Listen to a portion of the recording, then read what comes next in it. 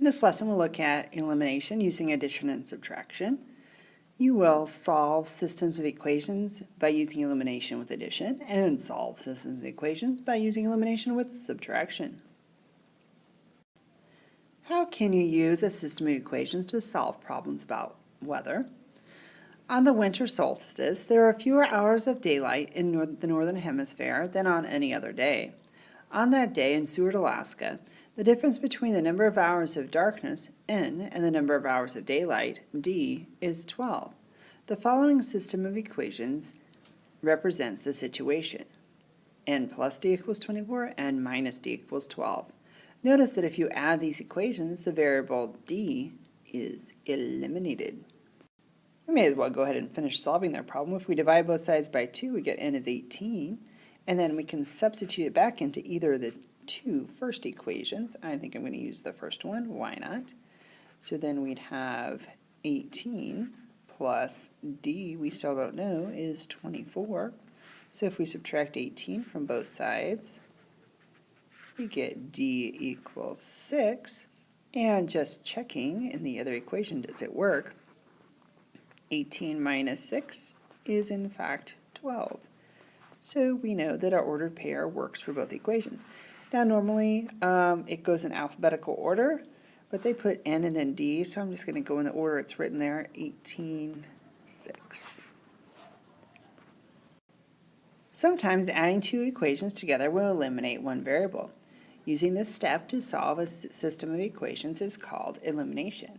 And by sometimes they mean if you add opposites like the positive D and negative D, they dropped out because positive D plus negative D is same as 1 plus negative 1 is 0. So here we go. We're going to use elimination to solve the system of equations. So I see opposites. I'm going to add negative 3x plus 3x is no x. 4y plus negative 6y is negative 2y. And 12 plus 18 is 30. If I divide both sides by negative 2, I get y is negative 15. I still need to find my x. So I have negative 3x plus 4 times negative 15 equals 12. So negative 3x minus 60. If I add 60 to both sides, just solving for x now, negative 3x equals 72. And if I divide both sides by negative 3, I get x is negative 24. Now I want to make sure it works in both equations, so I'm going to check by substituting back into the second equation that I haven't used yet. So 3 times negative 24 minus 6 times negative 15, I hope, equals 18. So that's negative 72 plus 90. Sure enough, equals 18. So I'm happy with my answer, which I haven't written out yet. My answer should be negative 24, negative 15.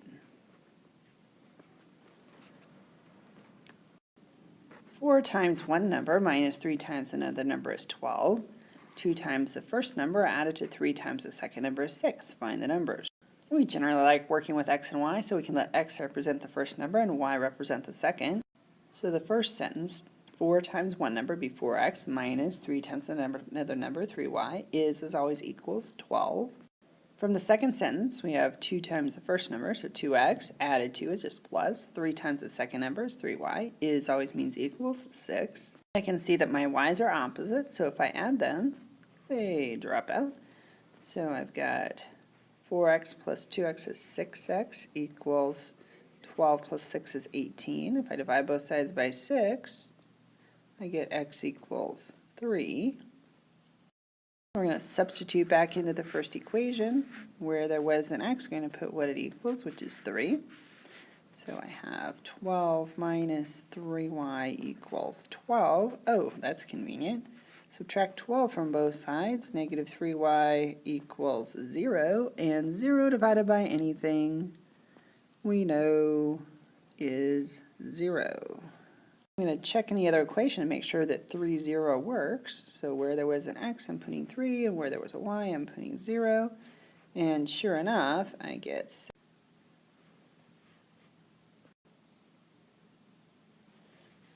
6 plus 0 equals 6. So 30 is the answer. Okay, this time I don't have opposites. I have the 4x's are the same, so I'm going to subtract. So 4x minus 4x again is 0. 2y minus 3y is negative 1y. And 28 minus 18 is 10. Divide both sides by negative 1, and I have y equals negative 10.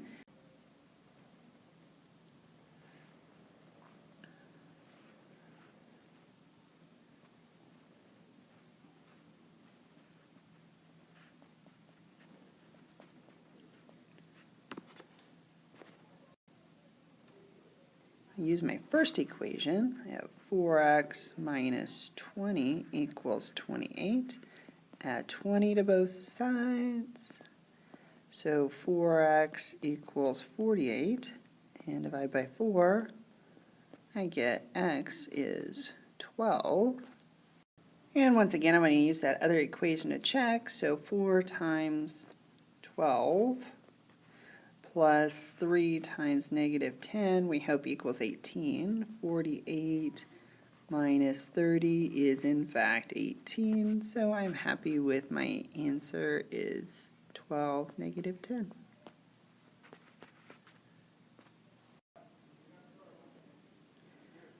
Okay, this time our y's are the same, so we need to subtract again, and minus negative ends up being a plus there. So 8x plus 6x is 14x. Y minus y is, of course, no y again. 16 minus negative 26 is the same as 16 plus 26 is 42. I divide both sides by 14. I get x is 3. It didn't ask for x, it asked for y. Oh, it did not ask for ordered pairs, so we know our answer is not A or D. So I can go back in, and where there was an x, I'm going to substitute in my 3. So I have 24 plus y equals 16. If I subtract 24 from both sides of the equation, I'm going to get y equals negative 8, which is happily one of our choices. But we can go ahead and check it. And it's always a good idea to substitute back in to make sure that it works. So I'm going to put 3 back in for x in the second equation and negative 8 in for y. And does negative 18 plus negative 8 or minus 8 equal negative 26? It sure does. So my ordered pair would be 3, negative 8, but this question asks for the value of y. Sometimes adding, when the coefficients are opposite, or subtracting, if the coefficients are the same, will eliminate one variable.